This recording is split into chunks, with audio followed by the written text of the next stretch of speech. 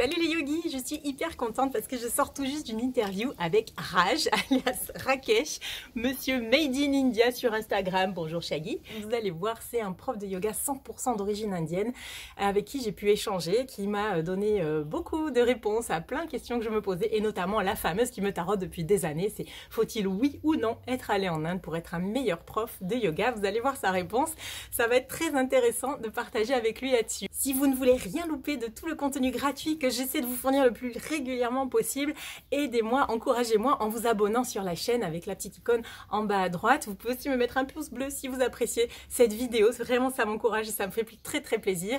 Et évidemment, si vous voulez encore plus de contenu gratuit, vous pouvez aller sur yogatechnique.net où on décortique certaines postures, où vous allez trouver des articles de réflexion. Et surtout, vous pouvez télécharger un bonus spécial qui vous apprend à vous échauffer en 20 minutes seulement, soit pour aller dans une pratique plus avancée, soit simplement pour faire quelques petits exercices d'entretien quotidien. 20 minutes seulement de yoga en vidéo privée avec accès privé. Rendez-vous sur yogatechnique.net. Donc on va découvrir tout de suite le point de vue et un peu l'histoire de Raj. C'est parti!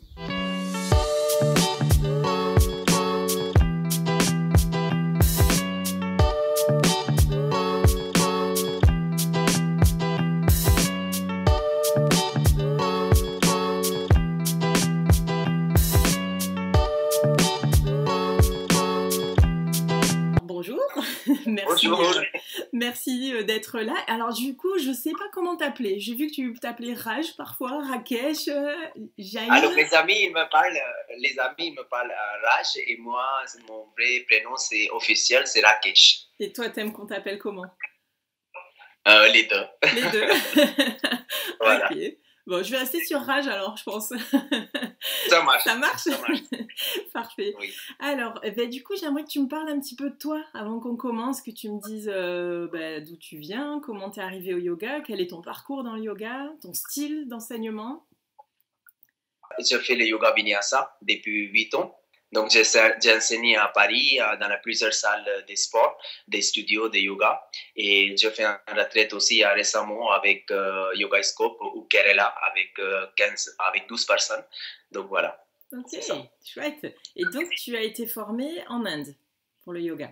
Voilà, j'étais formé, mais je n'ai pas une formation payant ou quelque chose. Moi, j'étais formé avec un gourou qui est local à Udaipur et avec lui, j'ai appris de faire le yoga et tout ça. Je n'étais pas du tout dans un ashram pour rester un mois où j'ai passé un mois et faire la formation, non, parce que je faisais le yoga depuis que je suis petit. D'accord, oui, c'était la prochaine question. Voilà, pas à fond, mais petit à petit.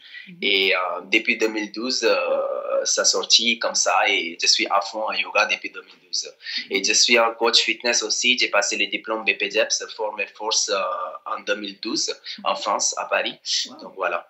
Super, donc tu as vraiment une notion complète du travail du corps et tout ça, c'est vachement intéressant. Oui, parce que je faisais la lutte aussi, lutte traditionnelle en Inde. Toute ma famille, mon père, mon frère aussi, donc depuis tout petit, je suis en sport, donc je faisais beaucoup de luttes traditionnelles et lutte olympique aussi, lutte libre, donc voilà. D'accord, oh. Super. Donc le côté combattant, le côté yin et yang finalement, combattant, yogi.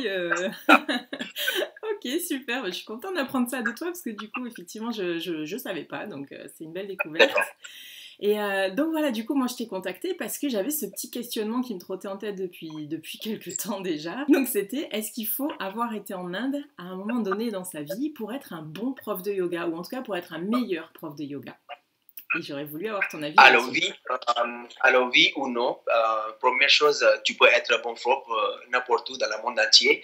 Par contre, moi, oui aussi, il faut aller en Inde. Par contre, pour comprendre l'histoire du yoga, pour savoir d'où, pour immerger dans le yoga, l'histoire de l'hindouisme, ça vient d'où, hindouisme, qu'est-ce que c'est hindouisme, c'est quoi les relations avec yoga, c'est quoi les autres religions qui existent aussi en Inde comme jainisme, sikhisme, aussi les temples, les cultures, les traditions, ça relié avec le yoga aussi.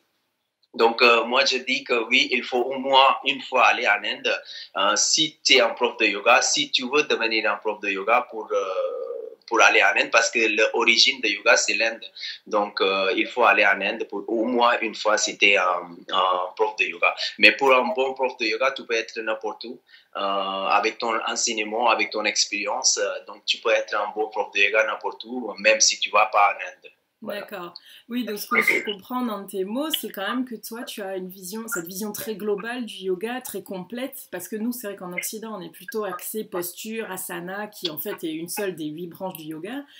Donc on est plus sur l'anatomie, les bienfaits, sur les organes, sur les muscles, etc. Tandis que toi, vraiment, tu inclus toute la partie spiritualité qui est un peu moins familière aux Occidentaux, en fait. Exact. Donc, l'Occident, ça manque, c'est un yoga très physique, fitness, anatomie, physiologie. Mais yoga aussi, la première chose, c'est la spiritualité que tu trouves en Inde. Donc, il faut voir, aller là-bas pour voir c'est quoi la spiritualité, ça commence où, qu'est-ce que c'est quoi l'histoire de mythologie indienne, Ramayana, Mahabharata. Si on fait une pause de Garudasana, exemple, ou Virabhadrasana, c'est quoi l'histoire derrière, c'est quoi Shiva, c'est quoi Vishnu, c'est quoi Trinité. Donc, il y a une histoire derrière aussi pour être un prof de yoga. Il faut comprendre aussi ça aussi. Donc, il faut aller en Inde pour voir comment ça se passe, les temples, les dieux, voilà, toute l'histoire. Voilà.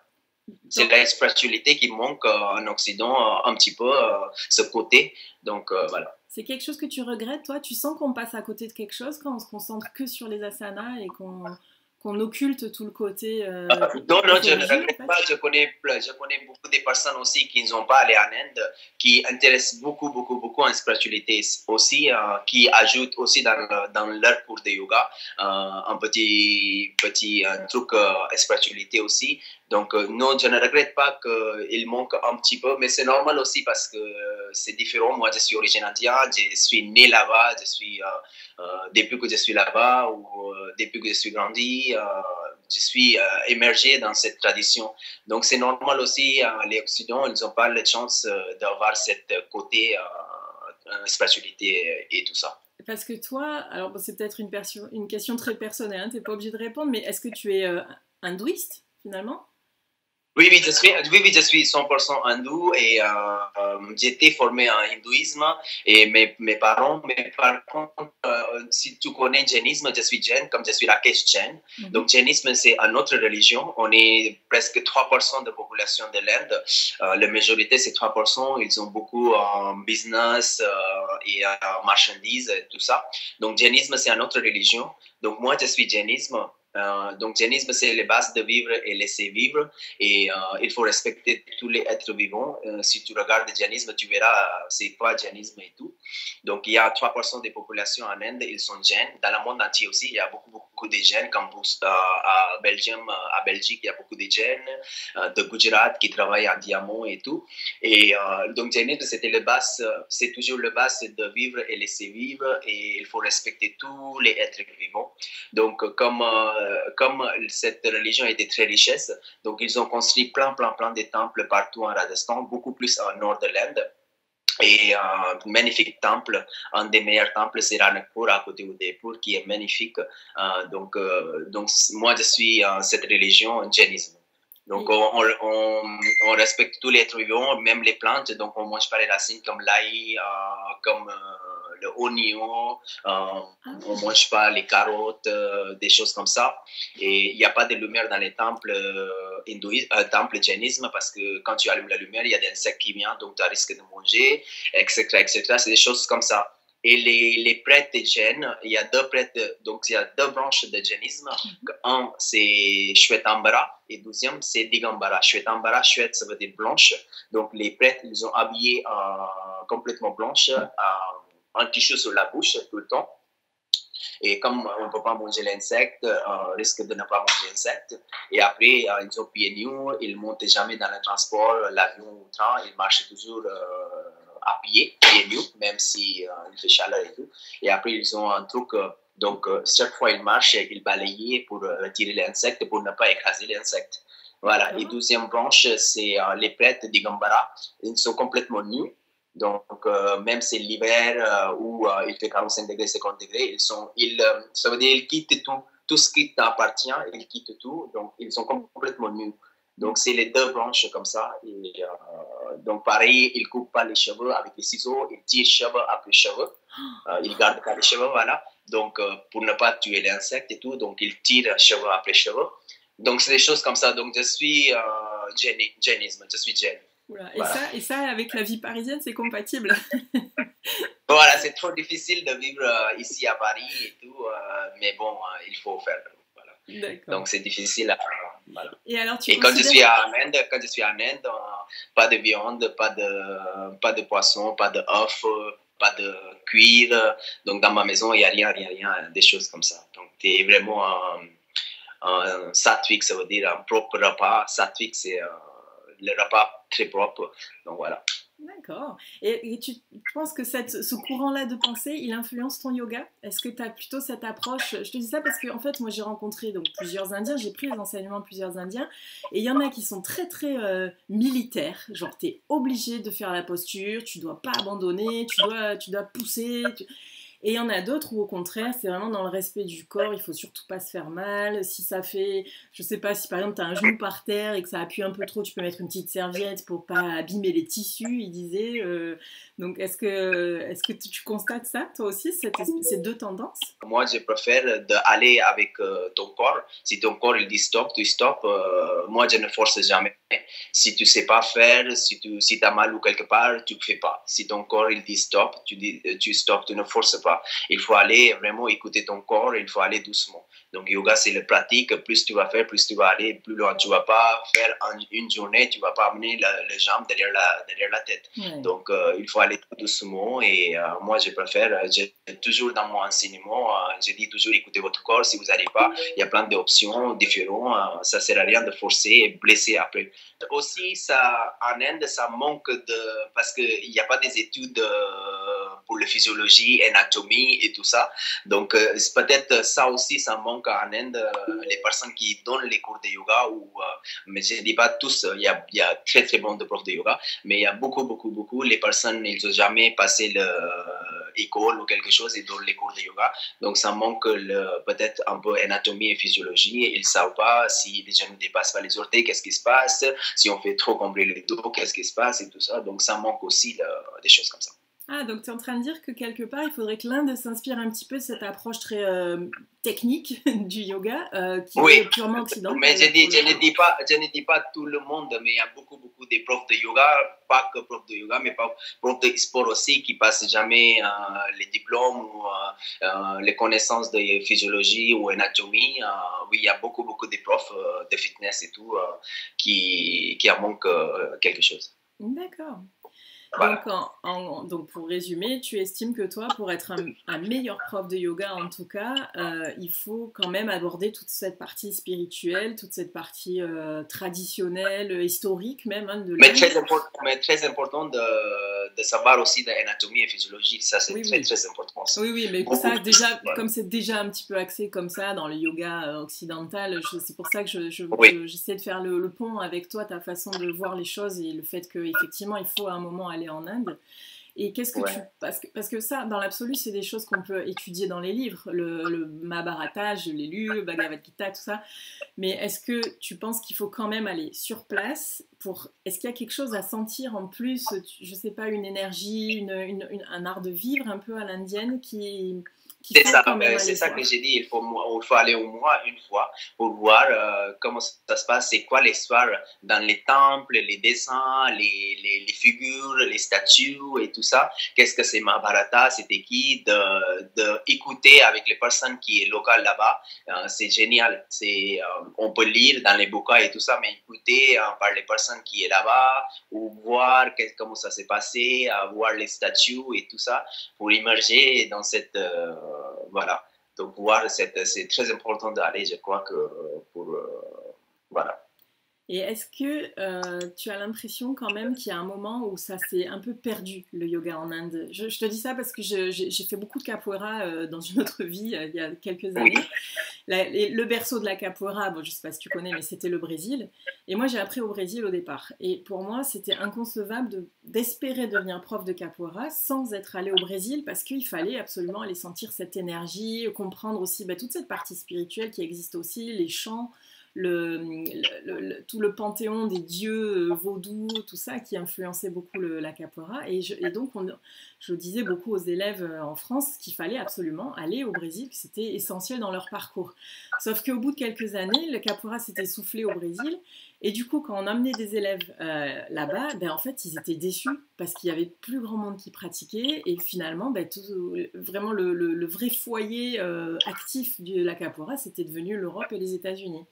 Donc, il y avait quand même cette espèce de bascule à un moment donné où le Brésil a un peu perdu son bébé, en quelque sorte. Et j'ai l'impression qu'avec les dernières mesures qui ont été prises en Inde pour récupérer un peu le yoga ou l'Ayurveda, d'ailleurs, la journée internationale du yoga, tout ça, c'est très récent. Donc, est-ce que tu penses qu'il y a eu un moment où justement le yoga n'intéressait plus tellement les Indiens, en fait? Tu as bien raison. Il y a 15 ans ou il y a 10 ans, yoga, il faisait beaucoup plus dehors de l'Inde. En Occident, c'était déjà arrivé beaucoup. Il y a plusieurs types de yoga. Donc, Bikram Yoga, c'est un Indien qui allait aux États-Unis. Flying Yoga, des centaines de différents types de yoga. Mais en Inde, c'était vraiment perdu en quelques années. Donc, il y a 10 ans, il y a 12 ans, le monsieur Narendra Modi, le Premier ministre, il est arrivé en pouvoir et c'est un nationaliste. Donc, il a mis sur place le yoga avec Ramdev Baba, qui est un sadhu qui a lancé ce mouvement de yoga. Il a commencé à zéro et il est devenu très connu. Beaucoup de gens qui suivent encore sur la télé, des milliers de personnes. Donc, c'est grâce à ce Premier ministre qui a fait deux choses qui est très bien. De mettre le yoga en place en Inde, dans les écoles, partout. Maintenant, il y a un moment, tout le monde fait le yoga. Pas tout le monde, il y a beaucoup plus de personnes qui font le yoga. Ils comprennent c'est quoi le yoga, c'est notre origine, il faut faire, il faut garder, il faut sauver. Donc, grâce à Ramdev Baba et Premier ministre Narendra Modi, qui a mis en place le yoga et tout. Donc maintenant, tu vois, il y a beaucoup de gens qui font le yoga dans la parc, quand tu vas le matin, dans les parcs, sur la rue et tout ça. Donc il y a beaucoup de gens qui font le yoga. Et même maintenant, moi aussi, quand je vais en Inde, beaucoup de gens qui m'apprécient aussi parce que ce métier n'apprécie pas il y a 15 ans, coach fitness ou un yogi, un yoga. Donc, beaucoup de gens m'apprécient aussi. Et beaucoup de gens me demandent qu'est-ce qu'il faut faire, comment il faut faire, qu'est-ce que tu conseilles. Beaucoup de messages que je reçois par des Indiens tous les jours. Donc, même dans ma famille aussi, personne ne faisait le yoga. Et depuis que j'ai commencé, il y a 2 ans maintenant, mes soeurs, mes frères, ils me demandent comment faire, qu'est-ce qu'il faut faire, ils font avec moi et tout ça. Donc, ils ont compris que c'est bien le yoga, il faut garder notre origine, voilà. Oui, donc il y a un moment, tous les matins, le Ramdev Baba, il passe sur la télé live et il est suivi avec milliers de personnes sur la télé et tout. Ah, c'est génial ça. Ah oui, c'est marrant. Donc tu dirais oui, que là, et même dans l'école, maintenant, je crois que c'est obligatoire de faire le yoga avant d'aller dans la classe, un peu salutation de soleil, la méditation et tout. Et aussi, ça aussi, il y a 4 ans, M. Narendra Modi, il a mis pour la journée mondiale du yoga aussi, ça c'est très bien. Donc, moi, je trouve que c'est très bien qu'il a fait. Après, il a fait des mauvaises choses aussi, mais ça, il a fait de très bonnes choses pour le pays. D'accord. Donc maintenant, les Indiens, tu veux dire qu'ils intègrent beaucoup plus le yoga à leur quotidien et qu'ils sont en demande justement de ça, quoi. Et ça se voit quand tu vas. Ouais, ça se voit quand tu vas en Inde et tout ça. Donc, ça se voit dans les parcs, le matin, dans les temples. Voilà, donc ça se voit. Donc, ils ont une pratique finalement un peu plus, enfin très personnelle. Ils vont pas forcément aller dans des studios, aller prendre des cours. Ils intègrent en fait le yoga. Non, pas du tout. Voilà, c'est ça. Donc, comme j'ai dit, ils suivent les cours sur la télé, les lives et tout. Donc, ils ont les pratiques, voilà, les salutations de soleil, les respirations, les pranayama et tout. Donc, oui. D'accord. Ah, ben ça donne encore plus envie d'y aller, là, du coup. Ouais, voilà. Et alors, pour ceux qui auraient envie d'aller en Inde pour le yoga, qu'est-ce que tu leur conseillerais?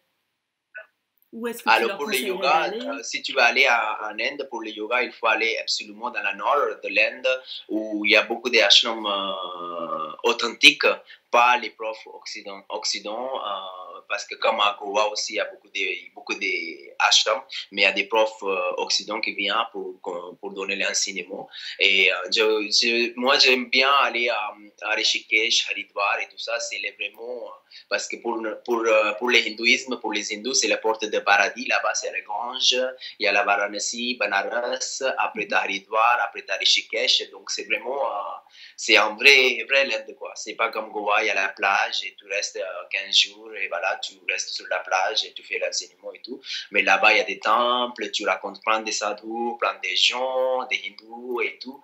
Et il y a une vraie histoire. Donc, je crois qu'il faut aller au nord de l'Inde.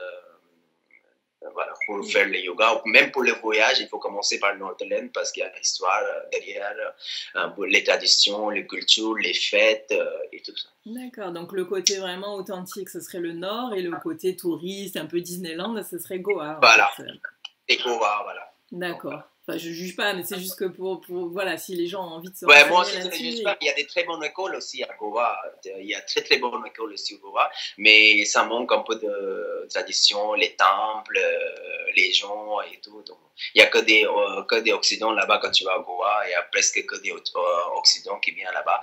Donc, ça ne change pas d'ici ou là-bas. Donc, il faut aller au nord de l'Inde pour voir Rajasthan, pour l'histoire, c'est quoi jainisme, c'est quoi hindouisme, les temples, les traditions et tout. Et alors, petite question qui me trotte en tête là, est-ce que tu prends les cours des Européens, toi? Oui, bien sûr, oui, je prends avec mes profs de yoga des studios. Donc, je fais avec eux aussi, pendant le live aussi, pendant les confinements aussi, j'ai fait plein de yoga avec mes amis. Donc, c'est des amis, c'est des profs de yoga. D'accord, donc c'est des profs de yoga occidentaux en fait. Occidentaux, ouais. D'accord, et ça leur met pas la pression quand tu es dans leur cours? Non, pas du tout. J'aime beaucoup d'essayer de comprendre et comment ils donnent le cours de yoga et tout. D'apprendre, on apprend tout le temps. Donc, on apprend avec quelqu'un, donc, j'aime bien apprendre l'enseignement, comment ils donnent et tout ça. Donc, j'aime bien. D'accord. Et eux sont pas allés en Inde du coup? Il y en a qui n'est jamais allé en Inde, je connais, mais ils sont très intéressants. Ils connaissent déjà c'est quoi Mahabharata, c'est quoi Ramayana. Ils racontent l'histoire et tout ça. Donc, ça m'impressionne aussi qu'ils n'ont jamais allé en Inde. Ils ont très envie d'aller en Inde et ils sont déjà intéressés de toute l'histoire de l'Inde, la mythologie indienne, la mythologie hindouisme. Donc, ouais, il y en a qui ne sont pas allés, mais il y en a qui allaient aussi, qui adoraient, qui vont tout le temps maintenant, tous les 3 mois, 4 mois, pour faire les formations et tout. Et ils adorent. Et c'est des Occidentaux. C'est pas des Indiens et tout. Donc voilà. Donc il y a 7 et puis il y a 2 personnes. Oui, après, alors ça aussi c'est une interrogation. Enfin, c'est un frein. Souvent, les gens qui ont envie d'aller en Inde, ils ont peur de... Parce qu'en gros, moi, si tu veux, les retours que j'ai de gens qui sont allés en Inde, autant les yogis que les non-yogis, c'est quand même violent, c'est un vrai choc des cultures, et soit ils détestent, soit ils adorent, et effectivement ils veulent y retourner tout le temps. Mais est-ce que tu penses qu'il y a un moyen de se préparer à ça, à cette espèce de t'as bien raison que quand tu vas en Inde, soit tu aimes ou soit tu détestes, tu iras jamais, ou tu vas tout le temps et tu vas émerger complètement. Parfois les gens ils restent là-bas aussi. Après il y a l'image qui est très mauvaise de l'Inde. Si t'es pas allé, il y a vraiment une image où il y a des cadavres dans la rue, les gens ils meurent dans la rue de faim et tout. C'est très saleté. Ce qui est le saleté aussi, c'est la raison, c'est la vérité aussi, mais pas partout. Et donc ça, mettez de l'autre côté. Et il y a une très mauvaise image de l'Inde en Occident, que oh là là, c'est très difficile, les gens ils meurent de faim dans la rue, les gens trop agressifs là-bas et tout. Pas du tout. Il faut aller voir, soit tu aimes ou soit tu détestes, mais il faut aller voir une fois au mois. Après, il y a beaucoup de gens qui aiment et qui arrivent ici, ils disent ah, tout ce que j'ai imaginé, c'était faux. Tout ce que j'ai imaginé mauvaise chose pour l'Inde, c'était faux. Les gens, ils adorent. Les gens, ils sourient tout le temps. Il y a des couleurs, les couleurs, les temples et tout. Mais il faut bien préparer d'abord la misère d'abord. Si tu n'es jamais sorti d'Occident, la misère, la pauvreté, ça c'est sûr. Et après, il y a des très belles choses. Donc, oui, il faut mettre ça sur le côté et il faut voir des positives choses qui est très que tu verras jamais et tu diras vraiment que c'est un pays qui fait, qu'est-ce que dit, c'est vraiment, c'est un bel pays, quoi. Ouais. Voilà. Oui, et puis Que ça marque, c'est un pays qui ça marque dans ton vie, ce que se souviendra toute ta vie. Oui, ça j'en doute pas. Je pense que c'est vraiment un pays qui change ta façon de voir les choses, que tu aimes ou pas. Je pense qu'il doit y avoir un avant l'Inde et après l'Inde. Ouais, voilà. Et quand tu arrives après le voyage de l'Inde, tu changes de façon de penser. C'est quoi la vie? Pourquoi on fait ça? Tu poses la question. Donc quand tu vois la vérité, donc voilà, quand tu n'es jamais allé, tu ne peux pas imaginer des choses comme ça. Donc voilà.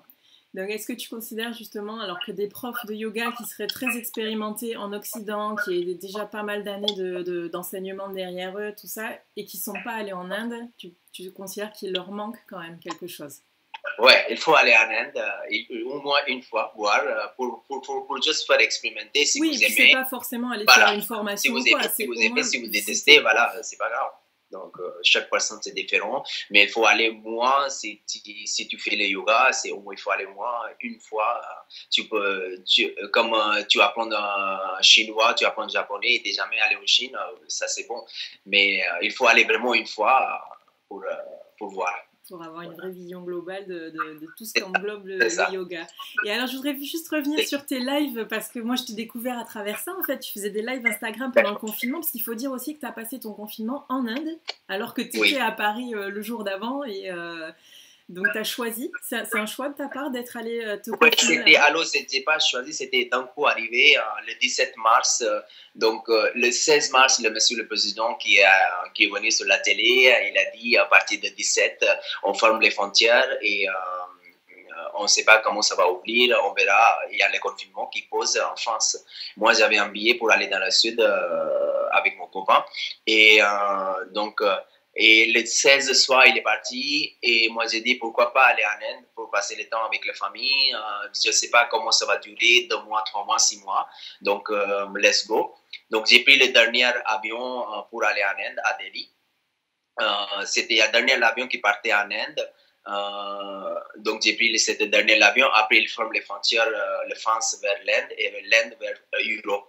Donc, tout est fermé. Donc, j'arrive en Inde le 17 mars à Delhi. J'ai passé une nuit à Delhi. C'était très difficile parce que parfois, ils mettaient les gens sur le côté. Ils l'amenaient dans un hostel à Delhi.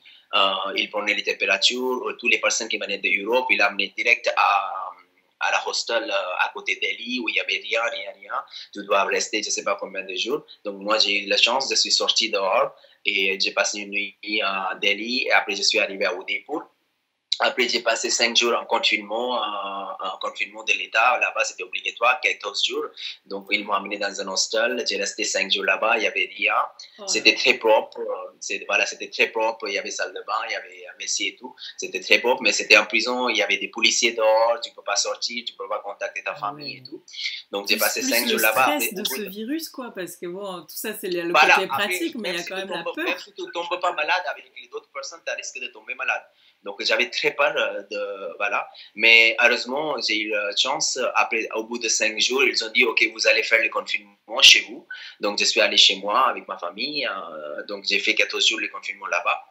Et tu les avais pas vus depuis longtemps? Pardon? Tu les avais pas vus depuis longtemps, ta famille?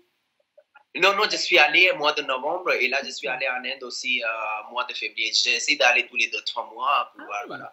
Et donc, je suis allé, j'ai passé les 14 jours là-bas. Dès que j'ai fini les 14 jours, le 28 mars, j'ai commencé les lives.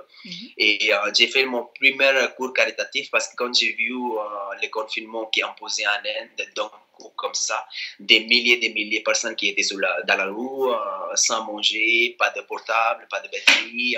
Il y a beaucoup d'ouvriers qui étaient déplacés pour aller au travail parce que l'Inde, c'est immense. Pour les personnes du Nord, ils allaient dans le Sud, les Sud d'aller dans le Nord. Et donc, le confinement a été imposé le 25 mars. D'un coup, aucun prévenir, aucun rien.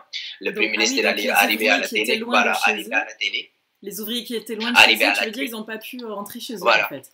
Ah ouais. C'est ça. Donc, pas d'avion, pas de train, pas de bus, aucun transport. Et tout était fermé. Donc, les gens, ils marchaient des milliers de kilomètres pour arriver chez eux. Il y a plein de photos, plein d'histoires. Il y a une fille qui marchait 1500 kilomètres avec son père sur le vélo pour arriver chez elle. Une femme qui tire son bagage et un petit qui est dormir sur le bagage et elle tire. Donc, plein de choses. Il y a beaucoup de femmes qui étaient accouchées sur la roue. Donc, il y a des catastrophes. Donc, je me suis dit, pourquoi pas aider les gens comme ça, au moins un petit chose. Donc, j'ai fait mon premier cours caritatif le 28 mars et j'ai eu très, très bonne réponse. Il y avait du monde? Il y avait beaucoup de monde à ton cours? Oui, il y avait 300 personnes, presque 300 personnes. Donc, c'était très bien. Je voulais faire juste un seul cours caritatif et quelqu'un qui m'a dit pourquoi tu ne fais pas jusqu'à le confinement qui est dur pour aider les gens comme ça. Donc, j'ai décidé de faire tous les jours live gratuit. Et pour une fois dans la semaine, je voulais faire un cours caritatif. Donc, ça a duré jusqu'à 3 mois. J'ai eu une très, très bonne réponse, très, très bon, les personnes qui ont donné les dons et tout ça. Et grâce à ces dons, on a nourri avec mon don, avec votre don et avec mon travail, j'ai nourri tous les jours 200-300 personnes les repas. Donc, les personnes qui n'avaient pas de repas pour manger et tout. Plus les personnes qui n'avaient pas de courses dans la maison pour nourrir les enfants, les femmes et tout. Donc, on a aidé aussi les personnes comme ça, les petits marchandises comme les tuk-tuk, les personnes qui vendent des petites choses dans la rue. Ils n'avaient aucune l'argent pendant 3 mois, pas de boulot, pas de business, donc forcément, il n'avait rien pour manger. Donc, on a aidé aussi les personnes comme ça pour nourrir, voilà. Ah ouais, donc tout ton périple, toutes les difficultés que tu as eues pour arriver à destination, quelque part, d'une ça. Voilà, c'était un destin. C'est ça, c'est ce que j'allais dire. Tu vois ça comme un coup du destin. Pour aller en Inde, au début, vraiment, j'avais un billet de train pour arriver dans le sud. Donc, j'ai annulé ce billet et j'ai réservé le 16 mars le soir, le billet pour aller en Inde, le dernier avion que j'ai pris. Et voilà. Ouais, donc, c'est admirable, hein. Vraiment, je trouve ça fantastique parce que bon, fallait vraiment être motivé en fait, parce que vu tout ce que tu as subi quand même, pour arriver jusqu'à chez toi, il faut être... Je remercie aussi les personnes qui ont donné les dons aussi parce que j'ai eu vraiment bonne réponse. Pendant 3 mois, je faisais tous les jours les lives et les personnes, ils ont beaucoup aimé. J'ai eu beaucoup de contacts que je ne connais pas. Maintenant, je reçois les messages. Quand est-ce que tu vas chez moi? On mange ensemble, tu prends un café ensemble, tu vas à Corse, tu vas aux États-Unis, Donc, je reçois tous les jours les messages. Ça me fait très, très plaisir d'avoir ces messages que je reçois tous les jours. Voilà. Oui, c'est ça, c'est ce qu'on appelle l'effet boule de neige en fait, parce que moi je t'ai découvert comme ça en fait, j'ai vu une story d'une amie qu'on avait en commun qui était enchantée par tes cours, donc je me suis dit qu'est-ce que c'est, je vais aller voir. Et voilà, effectivement, donc ton compte, il faut le dire quand même, hein, sur Instagram c'est Made in India. C'est ça, et est-ce que tu continues ces cours en live Alors, je commence mon travail maintenant. Je reprends mon travail à partir de 22. Donc, il y aura beaucoup moins des cours live. Là, c'est les dernières semaines que j'ai fait 3-4 lives. Et les dimanches, je fais en journée internationale mon dernier cours de live, malheureusement. Peut-être je ferai après aussi, mais selon de mon travail, comment ça se passe. Oui, c'est sûr que là, il faut prendre son Donc, ce dimanche, c'est le 21 juin, c'est la journée internationale de yoga. Donc, je fais un cours live aussi le 18 à 18h. Et aussi le 11h aussi, je fais un cause pour les femmes. Fondation des femmes, donc on est 10 profs, donc c'est un marathon de yoga.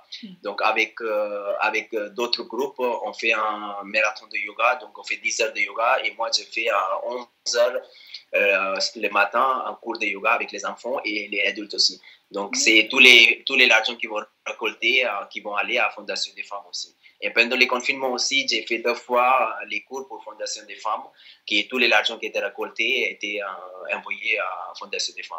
Ouais. D'accord. Donc, si on veut plus de renseignements, on va sur ton compte Instagram. Est-ce que tu as un sur site mon Instagram, internet plutôt, voilà. Et il y a un site internet, quelque chose où... Non, pas du tout. J'ai pas de site internet. Okay. J'ai mis quelques vidéos sur YouTube aussi pendant le confinement, parce qu'il y a beaucoup de gens qui n'ont pas d'Instagram. Donc, je faisais sur Facebook, Instagram et YouTube. J'aime pas trop cette... je suis focalisé sur Instagram, c'est tout. Donc, j'aime pas trop les sites, les YouTube, tous les jours mettre les vidéos et tout ça. Oui. Donc, je veux Ça pas. prend Voilà. trop de temps. Oui, il vaut mieux que tu sois concentré sur ton yoga. Mais bon, Voilà. en tout cas, les gens qui ont envie de bénéficier de ton enseignement, ils savent où te Made in trouver India, maintenant. voilà, sur Instagram et voilà. Ok, bon, de toute façon, je mettrai tous les détails disponibles pour en savoir plus sur toi. Ok. Est-ce qu'il y a autre chose que tu voudrais dire pour conclure? Voilà, j'espère que je vous ai envie de donner aller en Inde au moins une fois. Et est-ce que, Donc, ça voilà, est-ce que toi, tu prendrais en charge justement, tu sais, il y a beaucoup de profs de yoga qui organisent des retraites, des voyages de yoga. Est-ce que toi, ça t'intéresse? Je suis en train de voir, maintenant, je voulais faire une retraite de yoga en Inde avec moi. J'ai fait aussi, parce que j'ai quitté France en 2016 jusqu'à 2018, presque 2 ans. Donc, je suis allé en Inde, donc réseau familial. Donc, je suis allé en Inde, je voulais faire quelque chose. Donc, j'ai lancé mon site où je faisais les guides. C'était l'ami de voyage. Tu verras sur Instagram, c'est écrit l'ami de voyage. Et je faisais les guides pour voyager. Donc, il y avait beaucoup de Français qui venaient et moi, j'ai campagné avec eux pour voyager, pour voir avec ma façon le Rajasthan, les Delhi et tout ça. Donc, j'ai eu très, très bonne réponse. J'ai eu 15 personnes pendant 2 ans. J'ai eu 15 personnes pour faire un tour de Rajasthan et l'Inde, et presque, voilà, Rajasthan et nord de l'Inde plutôt. Donc, j'ai fait cette expérience aussi et c'était génial, cette expérience aussi que j'ai fait. Et je voulais faire cette année, mais à cause de Covid, c'est impossible. Donc, peut-être bientôt, je vais faire une retraite. Donc, un voyage et retraite, les deux. Bon, ben, affaire à suivre alors. Moi, je serais la première intéressée, je pense. C'est ça. Bon, en tout cas, tu m'as donné très envie. Donc, moi, je ne l'ai pas dit au début, mais moi, effectivement, bon, tout le monde l'aura compris, je ne suis jamais allée en Inde. Je sens que c'est quand même un petit manque chez moi. Mais voilà, là, tu m'as convaincue qu'effectivement. Et toi, tu pensais quoi pourquoi tu n'es pas allée en Inde? Alors écoute, moi j'ai un problème avec la condition des femmes. Déjà, c'est quand même quelque chose de très bloquant pour moi. Et après, bon, c'est pas quelque chose qui m'aurait arrêté, mais c'est surtout que j'ai eu des enfants, ils sont encore jeunes, donc j'ai eu quelques années comme ça où j'étais complètement consacrée à mes enfants. Mais c'est vrai que ça reste. Moi, ça fait 6 ans que j'ai été formée au yoga Bikram, donc formée par le fameux indien Bikram Choudhury. Et donc voilà, c'est vrai que c'est quelque chose que je garde dans un coin de ma tête comme un passage obligé à un moment donné. Où voilà, c'est ça. Voilà, je vais être obligée d'y aller. Et là, tu m'as donné vraiment envie, tu as encore plus éveillé cette envie-là. Donc oui, je pense que, allez, on va dire dans une limite de 2 ans, ce serait quelque chose à réaliser. Je vais demander à l'univers. Ok. Voilà. Donc si tu organises des tours du nord de l'Inde en attendant, il se peut que je sois ta première cliente, ouais, vraiment. Merci. Donc tu verras l'information sur Instagram, Made in India et voilà. Oui, de toute façon, je vais te suivre assidûment parce que je suis persuadée que tu as encore beaucoup de choses à développer et que les gens vont te suivre quoi que tu fasses. Donc voilà, je te souhaite vraiment beaucoup de succès et de continuer comme ça. Merci, c'est très gentil de me proposer cette interview. Je suis ravie. Et voilà, merci beaucoup. Merci à toi d'y avoir répondu, c'était un plaisir. Merci. Bye. Bye.